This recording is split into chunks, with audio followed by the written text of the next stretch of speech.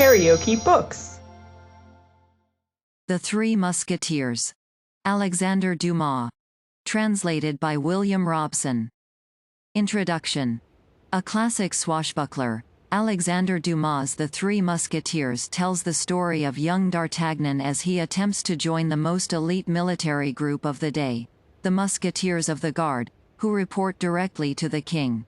D'Artagnan sets out to Paris with a letter of introduction, vouching for his fencing skills, only to be intercepted by spies for the evil Cardinal Richelieu, who take his money and the all-important introduction. Nevertheless, D'Artagnan proves his worth as he fights alongside the most famous trio of fencers in the Musketeers, Athos, Porthos, and Aramis. The four become close friends as they fight for the king against a bevy of spies, traitors, and seductresses. The Three Musketeers is one of the great adventure stories of all time, giving us larger-than-life characters who extend beyond the scope of this novel. Anyone who likes adventure stories will love this classic of the genre. Daniel Pratt. Author's preface. In which it is proved that, notwithstanding their names ending in OS and AS, the heroes of the story which we are about to have the honor to relate to our readers have nothing mythological about them. A short time ago, while making researches in the Royal Library for my history of Louis XIV, I stumbled by chance upon the memoirs of M. D'Artagnan, printed, as were most of the works of that period, in which authors could not tell the truth without the risk of a residence, more or less long, in the Bastille, at Amsterdam, by Pierre Rouge. The title attracted me. I took them home with me, with the permission of the guardian, and devoured them. It is not my intention here to enter into an analysis of this curious work, and I shall satisfy myself with referring such of my readers as appreciate the pictures of the period to its pages.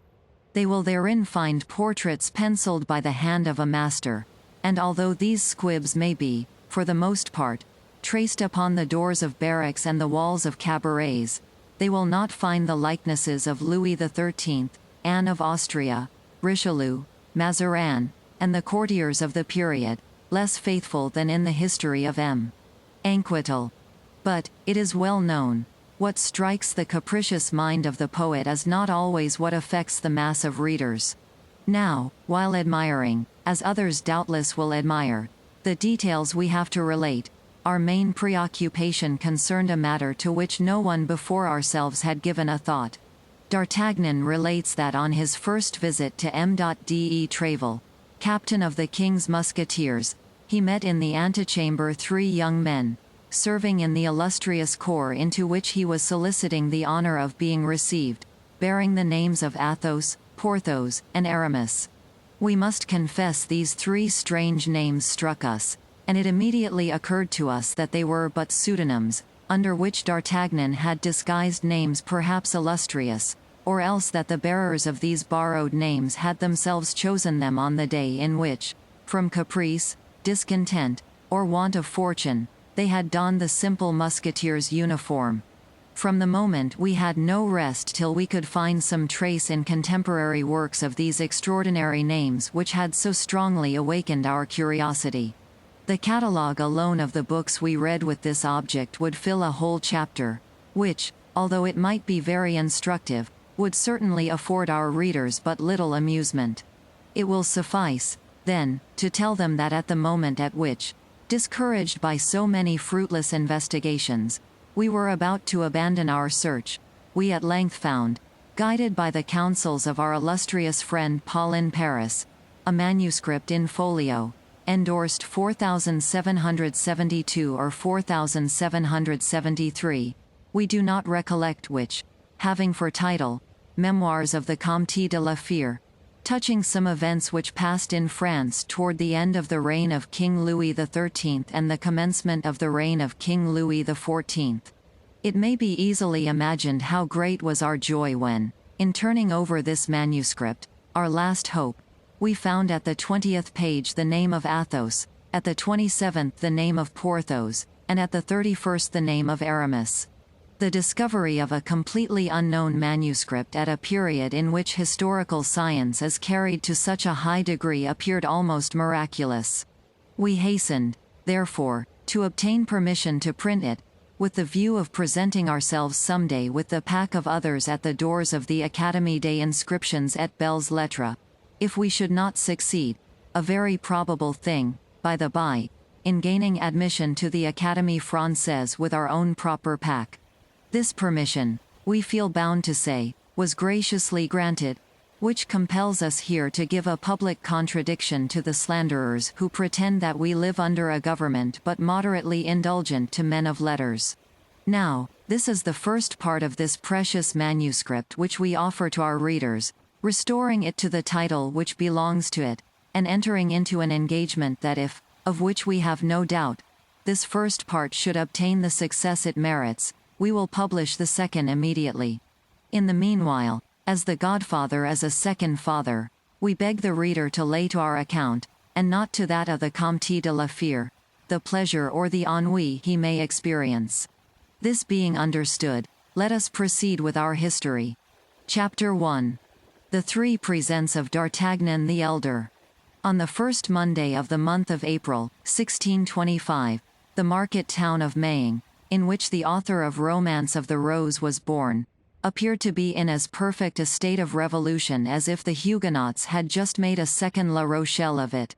Many citizens, seeing the women flying toward the high street, leaving their children crying at the open doors, hastened to don the cuirass, and supporting their somewhat uncertain courage with a musket or a partisan, directed their steps toward the hostelry of the Jolly Miller, before which was gathered, increasing every minute, a compact group, vociferous and full of curiosity.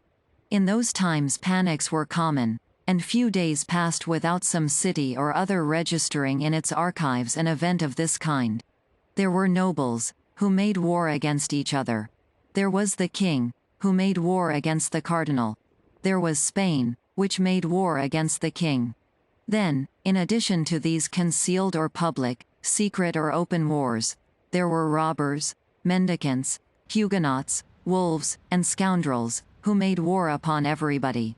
The citizens always took up arms readily against thieves, wolves or scoundrels, often against nobles or Huguenots, sometimes against the king, but never against Cardinal or Spain. It resulted, then, from this habit that on the said first Monday of April, 1625, the citizens, on hearing the clamor, and seeing neither the red and yellow standard nor the livery of the Duc de Richelieu, rushed toward the hostel of the Jolly Miller. When arrived there, the cause of the hubbub was apparent to all. A young man, we can sketch his portrait at a dash. Imagine to yourself a Don Quixote of 18. A Don Quixote without his corselet, without his coat of mail, without his cuisses. A Don Quixote clothed in a woolen doublet, the blue color of which had faded into a nameless shade between lees of wine and a heavenly azure. Face long and brown. High cheekbones, a sign of sagacity. The maxillary muscles enormously developed, an infallible sign by which a Gascon may always be detected, even without his cap, and our young man wore a cap set off with a sort of feather. The eye open and intelligent. The nose hooked, but finely chiseled. Too big for a youth. Too small for a grown man. An experienced eye might have taken him for a farmer's son upon a journey had it not been for the long sword which, dangling from a leather baldric, hit against the calves of its owner as he walked, and against the rough side of his steed when he was on horseback. For our young man had a steed which was the observed of all observers. It was a burn pony, from 12 to 14 years old, yellow in his hide, without a hair in his tail, but not without windgalls on his legs, which, though going with his head lower than his knees, rendering a martingale quite unnecessary, contrived nevertheless to perform his 8 leagues a day. Unfortunately, the qualities of this horse were so well concealed under his strange colored hide and his unaccountable gait, that at a time when everybody was a connoisseur in horseflesh, the appearance of the aforesaid pony at Maying, which place he had entered about a quarter of an hour before, by the gate of Beaugency, produced an unfavorable feeling, which extended to his rider. And this feeling had been more painfully perceived by young D'Artagnan, for so was the Don Quixote of this second Rozinante named.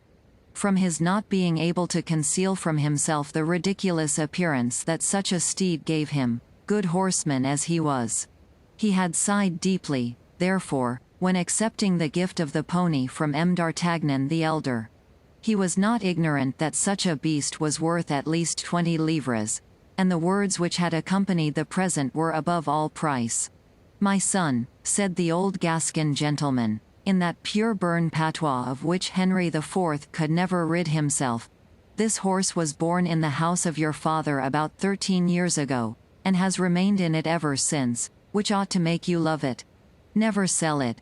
Allow it to die tranquilly and honorably of old age, and if you make a campaign with it, take as much care of it as you would of an old servant. At court, provided you have ever the honor to go there," continued M. d'Artagnan the elder, "an honor to which, remember, your ancient nobility gives you the right. Sustain worthily your name of gentleman, which has been worthily borne by your ancestors for 500 years, both for your own sake and the sake of those who belong to you. By the latter I mean your relatives and friends.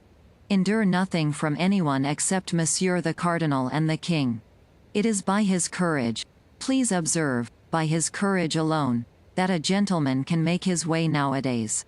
Whoever hesitates for a second perhaps allows the bait to escape which during that exact second fortune held out to him. You are young. You ought to be brave for 2 reasons. The first is that you are a Gascon, and the second is that you are my son. Never fear quarrels, but seek adventures. I have taught you how to handle a sword. You have thews of iron, a wrist of steel. Fight on all occasions. Fight the more for duels being forbidden, since consequently there is twice as much courage in fighting. I have nothing to give you, my son, but 15 crowns, my horse, and the counsels you have just heard. Your mother will add to them a recipe for a certain balsam, which she had from a Bohemian and which has the miraculous virtue of curing all wounds that do not reach the heart. Take advantage of all, and live happily and long. I have but one word to add, and that is to propose an example to you, not mine, for I myself have never appeared at court, and have only taken part in religious wars as a volunteer. I speak of Monsieur de Tréville, who was formerly my neighbor, and who had the honor to be, as a child, the playfellow of our king, Louis XIII, whom God preserve. Sometimes their play degenerated into battles, and in these battles the king was not always the stronger. The blows which he received increased greatly his esteem and friendship for Monsieur de Tréville. Afterward, Monsieur de Tréville fought with others, in his first journey to Paris, 5 times, from the death of the late king till the young one came of age, without reckoning wars and sieges, 7 times, and from that date up to the present day, 100 times, perhaps. So that in spite of edicts, ordinances, and decrees, there he is, captain of the Musketeers. That is to say, chief of a legion of Caesars, whom the king holds in great esteem and whom the cardinal dreads. He who dreads nothing, as it is said. Still further, Monsieur de Tréville gains 10,000 crowns a year. He is therefore a great noble. He began as you begin. Go to him with this letter, and make him your model in order that you may do as he has done. Upon which M. d'Artagnan the elder girded his own sword round his son, kissed him tenderly on both cheeks, and gave him his benediction. On leaving the paternal chamber, the young man found his mother, who was waiting for him with the famous recipe of which the counsels we have just repeated would necessitate frequent employment. The adieux were on this side longer and more tender than they had been on the other. Not that M. d'Artagnan did not love his son, who was his only offspring, but M. d'Artagnan was a man, and he would have considered it unworthy of a man to give way to his feelings, whereas D'Artagnan was a woman, and still more, a mother. She wept abundantly, and, let us speak it to the praise of M. d'Artagnan the younger, notwithstanding the efforts he made to remain firm, as a future musketeer ought, nature prevailed, and he shed many tears, of which he succeeded with great difficulty in concealing the half. The same day the young man set forward on his journey, furnished with the 3 paternal gifts, which consisted, as we have said, of 15 crowns, the horse, and the letter for M.de Travel, the counsels being thrown into the bargain.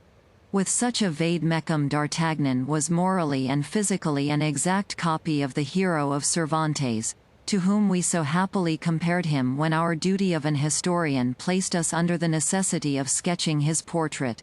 Don Quixote took windmills for giants, and sheep for armies. D'Artagnan took every smile for an insult, and every look as a provocation. Whence it resulted that from Tarbes to Maying his fist was constantly doubled, or his hand on the hilt of his sword, and yet the fist did not descend upon any jaw, nor did the sword issue from its scabbard. It was not that the sight of the wretched pony did not excite numerous smiles on the countenances of passers-by, but as against the side of this pony rattled a sword of respectable length, and as over this sword gleamed an eye rather ferocious than haughty, these passers-by repressed their hilarity, or if hilarity prevailed over prudence, they endeavored to laugh only on one side, like the masks of the ancients. D'Artagnan, then, remained majestic and intact in his susceptibility, till he came to this unlucky city of Maying. But there, as he was alighting from his horse at the gate of the Jolly Miller, without anyone, host, waiter, or ostler, coming to hold his stirrup or take his horse, D'Artagnan spied, though an open window on the ground floor, a gentleman, well made and of good carriage, although of rather a stern countenance, talking with two persons who appeared to listen to him with respect. D'Artagnan fancied quite naturally, according to his custom, that he must be the object of their conversation, and listened. This time D'Artagnan was only in part mistaken. He himself was not in question, but his horse was.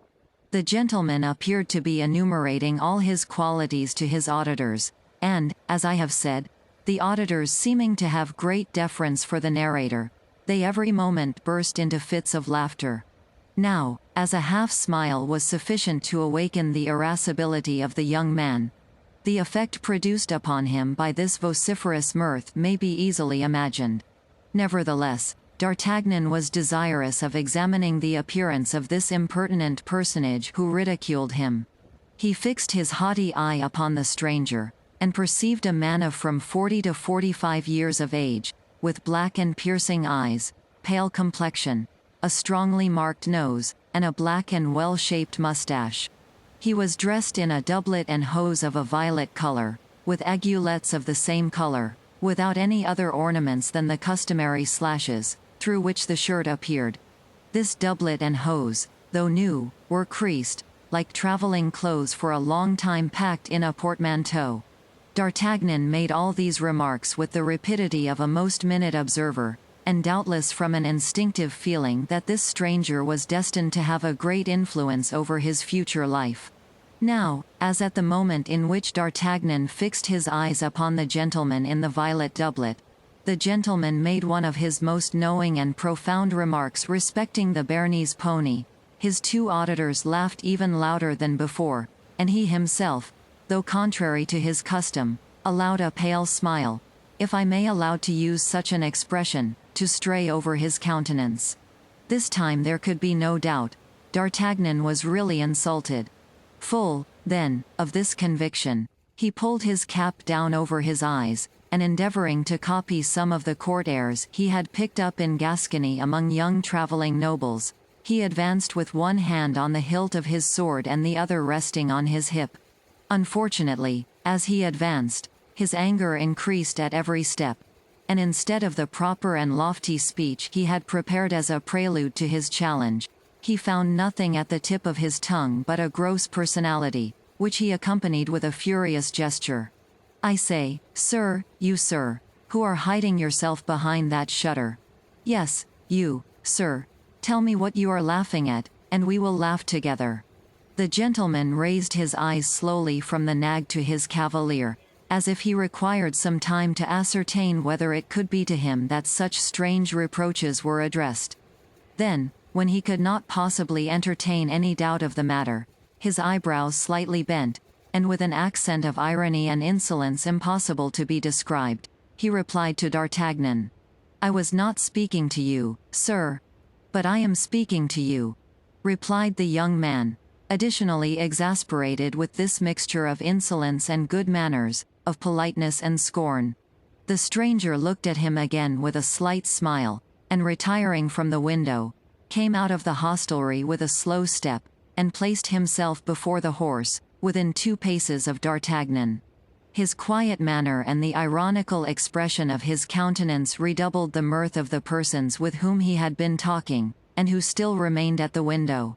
D'Artagnan, seeing him approach, drew his sword a foot out of the scabbard. "This horse is decidedly, or rather has been in his youth, a buttercup," resumed the stranger, continuing the remarks he had begun, and addressing himself to his auditors at the window, without paying the least attention to the exasperation of D'Artagnan, who, however, placed himself between him and them. "It is a color very well known in botany, but till the present time very rare among horses. There are people who laugh at the horse that would not dare to laugh at the master," cried the young emulator of the furious Travel. "I do not often laugh, sir," replied the stranger, "as you may perceive by the expression of my countenance, but nevertheless I retain the privilege of laughing when I please." "And I," cried D'Artagnan, "will allow no man to laugh when it displeases me." "Indeed, sir," continued the stranger, more calm than ever. "Well, that is perfectly right." And turning on his heel, was about to re-enter the hostelry by the front gate, beneath which D'Artagnan on arriving had observed a saddled horse. But D'Artagnan was not of a character to allow a man to escape him thus who had the insolence to ridicule him. He drew his sword entirely from the scabbard, and followed him, crying, "Turn, turn, Master Joker, lest I strike you behind." "Strike me," said the other, turning on his heels, and surveying the young man with as much astonishment as contempt. "Why, my good fellow, you must be mad." Then, in a suppressed tone, as if speaking to himself, "This is annoying," continued he. "What a godsend this would be for His Majesty, who is seeking everywhere for brave fellows to recruit for his musketeers." He had scarcely finished, when D'Artagnan made such a furious lunge at him that if he had not sprung nimbly backward, it is probable he would have jested for the last time. The stranger, then perceiving that the matter went beyond raillery, drew his sword, saluted his adversary, and seriously placed himself on guard. But at the same moment, his 2 auditors, accompanied by the host, fell upon D'Artagnan with sticks, shovels and tongs. This caused so rapid and complete a diversion from the attack that D'Artagnan's adversary, while the latter turned round to face this shower of blows, sheathed his sword with the same precision, and instead of an actor, which he had nearly been, became a spectator of the fight, a part in which he acquitted himself with his usual impassiveness, muttering, "Nevertheless, a plague upon these Gascons. Replace him on his orange horse, and let him be gone." "Not before I have killed you, poltroon," cried D'Artagnan, making the best face possible, and never retreating one step before his 3 assailants, who continued to shower blows upon him. "Another Gasconade," murmured the gentleman. "By my honor, these Gascons are incorrigible. Keep up the dance, then, since he will have it so. When he is tired, he will perhaps tell us that he has had enough of it." But the stranger knew not the headstrong personage he had to do with. D'Artagnan was not the man ever to cry for quarter. The fight was therefore prolonged for some seconds, but at length D'Artagnan dropped his sword, which was broken in 2 pieces by the blow of a stick. Another blow full upon his forehead at the same moment brought him to the ground, covered with blood and almost fainting. It was at this moment that people came flocking to the scene of action from all sides. The host, fearful of consequences, with the help of his servants carried the wounded man into the kitchen, where some trifling attentions were bestowed upon him. As to the gentleman, he resumed his place at the window, and surveyed the crowd with a certain impatience, evidently annoyed by their remaining undispersed. "Well, how is it with this madman?" exclaimed he, turning round as the noise of the door announced the entrance of the host, who came in to inquire if he was unhurt. "Your Excellency is safe and sound?" asked the host. "Oh, Yes. Perfectly safe and sound, my good host, and I wish to know what has become of our young man. He is better, said the host, he fainted quite away. Indeed, said the gentleman. But before he fainted, he collected all his strength to challenge you, and to defy you while challenging you. Why, this fellow must be the devil in person, cried the stranger. Oh, no, Your Excellency, he is not the devil, replied the host, with a grin of contempt.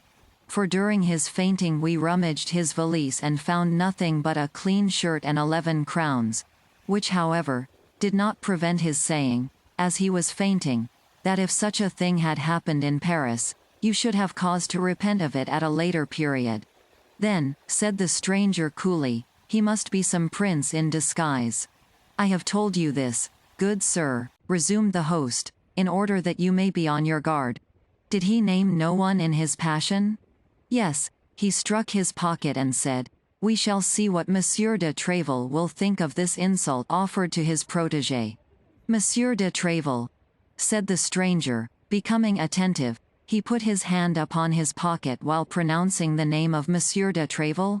Now, my dear host, while your young man was insensible, you did not fail, I am quite sure, to ascertain what that pocket contained. What was there in it? A letter addressed to Monsieur de Tréville, captain of the Musketeers. Indeed. Exactly as I have the honor to tell your Excellency. The host, who was not endowed with great perspicacity, did not observe the expression which his words had given to the physiognomy of the stranger. The latter rose from the front of the window, upon the sill of which he had leaned with his elbow, and knitted his brow like a man disquieted. The devil, murmured he, between his teeth. Can Tréville have set this gascon upon me? He is very young. But a sword thrust is a sword thrust, whatever be the age of him who gives it, and a youth is less to be suspected than an older man, and the stranger fell into a reverie which lasted some minutes. A weak obstacle is sometimes sufficient to overthrow a great design. Host, said he, could you not contrive to get rid of this frantic boy for me? In conscience, I cannot kill him, and yet, added he, with a coldly menacing expression, he annoys me. Where is he? In my wife's chamber, on the first flight, where they are dressing his wounds. His things and his bag are with him? Has he taken off his doublet? On the contrary, everything is in the kitchen. But if he annoys you, this young fool. To be sure he does. He causes a disturbance in your hostelry, which respectable people cannot put up with. Go. Make out my bill and notify my servant. What, monsieur, will you leave us so soon? You know that very well, as I gave my order to saddle my horse. Have they not obeyed me? It is done. As your Excellency may have observed, your horse is in the great gateway, ready saddled for your departure. That is well. Do as I have directed you, then. What the devil, said the host to himself. Can he be afraid of this boy? But an imperious glance from the stranger stopped him short. He bowed humbly and retired. It is not necessary for Milady to be seen by this fellow, continued the stranger. She will soon pass, she is already late. I had better get on horseback, and go and meet her. I should like, however, to know what this letter addressed to Tréville contains. And the stranger, muttering to himself, directed his steps toward the kitchen. In the meantime, the host, who entertained no doubt that it was the presence of the young man that drove the stranger from his hostelry, reascended to his wife's chamber, and found D'Artagnan just recovering his senses. Giving him to understand that the police would deal with him pretty severely for having sought a quarrel with a great lord. For the opinion of the host the stranger could be nothing less than a great lord. He insisted that notwithstanding his weakness D'Artagnan should get up and depart as quickly as possible. D'Artagnan, half stupefied, without his doublet, and with his head bound up in a linen cloth, arose then, and urged by the host, began to descend the stairs. But on arriving at the kitchen, the first thing he saw was his antagonist talking calmly at the step of a heavy carriage, drawn by 2 large Norman horses. His interlocutor, whose head appeared through the carriage window, was a woman of from 20 to 22 years. We have already observed with what rapidity D'Artagnan seized the expression of a countenance. He perceived then, at a glance, that this woman was young and beautiful, and her style of beauty struck him more forcibly from its being totally different from that of the southern countries in which D'Artagnan had hitherto resided. She was pale and fair, with long curls falling in profusion over her shoulders, had large, blue, languishing eyes, rosy lips, and hands of alabaster. She was talking with great animation with the stranger. "His Eminence, then, orders me," said the lady, "to return instantly to England, and to inform him as soon as the Duke leaves London. And as to my other instructions?" asked the fair traveller. "They are contained in this box, which you will not open until you are on the other side of the channel." "Very well. And you, what will you do?" I return to Paris." "What, without chastising this insolent boy?" asked the lady. The stranger was about to reply. But at the moment he opened his mouth, D'Artagnan, who had heard all, precipitated himself over the threshold of the door. "This insolent boy chastises others," cried he, "and I hope that this time he whom he ought to chastise will not escape him as before." "Will not escape him?" replied the stranger, knitting his brow. "No, before a woman you would dare not fly, I presume?" "Remember," said Milady, seeing the stranger lay his hand on his sword, "the least delay may ruin everything." "You are right," cried the gentleman. "Begone then, on your part, and I will depart as quickly on mine." And bowing to the lady, sprang into his saddle, while her coachman applied his whip vigorously to his horses. The two interlocutors thus separated, taking opposite directions, at full gallop. "Pay him, booby," cried the stranger to his servant, without checking the speed of his horse, and the man, after throwing 2 or 3 silver pieces at the foot of mine host, galloped after his master. "Base coward! False gentleman!" cried D'Artagnan, springing forward, in his turn, after the servant. But his wound had rendered him too weak to support such an exertion. Scarcely had he gone 10 steps when his ears began to tingle, a faintness seized him, a cloud of blood passed over his eyes, and he fell in the middle of the street, crying still, "Coward! Coward! Coward! He is a coward, indeed," grumbled the host, drawing near to D'Artagnan, and endeavoring by this little flattery to make up matters with the young man, as the heron of the fable did with the snail he had despised the evening before. "Yes, a base coward," murmured D'Artagnan, "but she was very beautiful." "What she?" demanded the host. "Milady," faltered D'Artagnan, and fainted a second time. "Ah, it's all one," said the host. "I have lost 2 customers, but this one remains, of whom I am pretty certain for some days to come. There will be 11 crowns gained." It is to be remembered that 11 crowns was just the sum that remained in D'Artagnan's purse. The host had reckoned upon 11 days of confinement at a crown a day, but he had reckoned without his guest. On the following morning at 5 o'clock D'Artagnan arose, and descending to the kitchen without help, asked, among other ingredients the list of which has not come down to us, for some oil, some wine, and some rosemary, and with his mother's recipe in his hand composed a balsam, with which he anointed his numerous wounds, replacing his bandages himself, and positively refusing the assistance of any doctor. D'Artagnan walked about that same evening, and was almost cured by the morrow.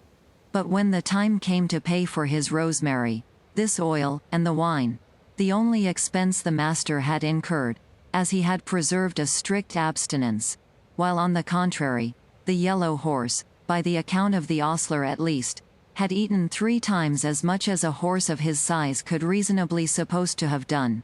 D'Artagnan found nothing in his pocket but his little old velvet purse with the 11 crowns it contained, for as to the letter addressed to M.de Travel, it had disappeared. The young man commenced his search for the letter with the greatest patience, turning out his pockets of all kinds over and over again, rummaging and re-rummaging in his valise, and opening and reopening his purse. But when he found that he had come to the conviction that the letter was not to be found, he flew, for the third time, into such a rage as was near costing him a fresh consumption of wine, oil, and rosemary. For upon seeing this hot-headed youth become exasperated and threaten to destroy everything in the establishment if his letter were not found, the host seized a spit, his wife a broom handle, and the servants the same sticks they had used the day before. "My letter of recommendation!" cried D'Artagnan, "my letter of recommendation! Or, the holy blood, I will spit you all like ortolans." Unfortunately, there was one circumstance which created a powerful obstacle to the accomplishment of this threat, which was, as we have related, that his sword had been in his first conflict broken in two, and which he had entirely forgotten. Hence, it resulted when D'Artagnan proceeded to draw his sword in earnest, he found himself purely and simply armed with a stump of a sword about 8 or 10 inches in length, which the host had carefully placed in the scabbard. As to the rest of the blade, the master had slyly put that on one side to make himself a larding pin. But this deception would probably not have stopped our fiery young man if the host had not reflected that the reclamation which his guest made was perfectly just. "But, after all," said he, lowering the point of his spit, "where is this letter?" "Yes, where is this letter?" cried D'Artagnan. "In the first place, I warn you that that letter is for Monsieur de Tréville, and it must be found. He will know how to find it." His threat completed the intimidation of the host. After the king and the cardinal, M. de Tréville was the man whose name was perhaps most frequently repeated by the military, and even by citizens. There was, to be sure, Father Joseph, but his name was never pronounced but with a subdued voice, such was the terror inspired by his grey eminence, as the cardinal's familiar was called. Throwing down his spit, and ordering his wife to do the same with her broom handle, and the servants with their sticks, he set the first example of commencing an earnest search for the lost letter. "Does the letter contain anything valuable?" demanded the host, after a few minutes of useless investigation. "Zounds! I think it does indeed," cried the Gascon, who reckoned upon this letter for making his way at court. "It contained my fortune." "Bills upon Spain?" asked the disturbed host. "Bills upon His Majesty's private treasury," answered D'Artagnan, who, reckoning upon entering into the king's service in consequence of this recommendation, believed he could make this somewhat hazardous reply without telling of a falsehood. "The devil!" cried the host, at his wit's end. "But it's of no importance," continued D'Artagnan, with natural assurance, "it's of no importance. The money is nothing, that letter was everything. I would rather have lost 1,000 pistoles than have lost it."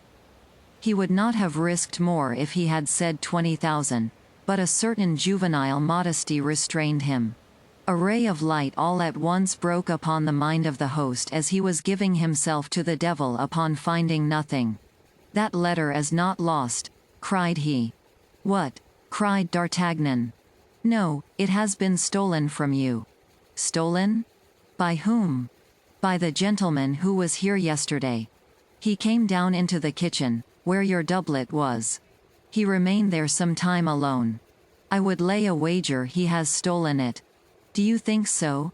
answered D'Artagnan, but little convinced, as he knew better than anyone else how entirely personal the value of this letter was, and was nothing in it likely to tempt cupidity. The fact was that none of his servants, none of the travelers present, could have gained anything by being possessed of this paper. "Do you say," resumed D'Artagnan, "that you suspect that impertinent gentleman?" "I tell you I am sure of it," continued the host. "When I informed him that your lordship was the protégé of Monsieur de Tréville, and that you even had a letter for that illustrious gentleman, he appeared to be very much disturbed, and asked me where that letter was, and immediately came down into the kitchen, where he knew your doublet was." "Then that's my thief," replied D'Artagnan. "I will complain to Monsieur de Tréville, and Monsieur de Tréville will complain to the king." He then drew 2 crowns majestically from his purse and gave them to the host, who accompanied him, cap in hand, to the gate, and remounted his yellow horse, which bore him without any further accident to the gate of Saint Antoine at Paris, where his owner sold him for 3 crowns, which was a very good price, considering that D'Artagnan had ridden him hard during the last stage. Thus the dealer to whom D'Artagnan sold him for the 9 livres did not conceal from the young man that he only gave that enormous sum for him on the account of the originality of his color. Thus D'Artagnan entered Paris on foot, carrying his little packet under his arm, and walked about till he found an apartment to be let on terms suited to the scantiness of his means. This chamber was a sort of garret, situated in the Rue des Fossoyeurs, near the Luxembourg. As soon as the earnest money was paid, D'Artagnan took possession of his lodging, and passed the remainder of the day in sewing onto his doublet and hose some ornamental braiding which his mother had taken off an almost new doublet of the elder M. D'Artagnan, and which she had given her son secretly. Next he went to the Quai de Foray to have a new blade put to his sword, and then returned toward the Louvre, inquiring of the first musketeer he met for the situation of the hotel of M. de Tréville, which proved to be in the Rue du Vieux Colombier. That is to say, in the immediate vicinity of the chamber hired by D'Artagnan, a circumstance which appeared to furnish a happy augury for the success of his journey. After this, satisfied with the way in which he had conducted himself at Maying, without remorse for the past, confident in the present, and full of hope for the future, he retired to bed and slept the sleep of the brave. This sleep, provincial as it was, brought him to 9 o'clock in the morning, at which hour he rose, in order to repair to the residence of M. de Tréville, the 3rd personage in the kingdom, in the paternal estimation. KaraokeBooks.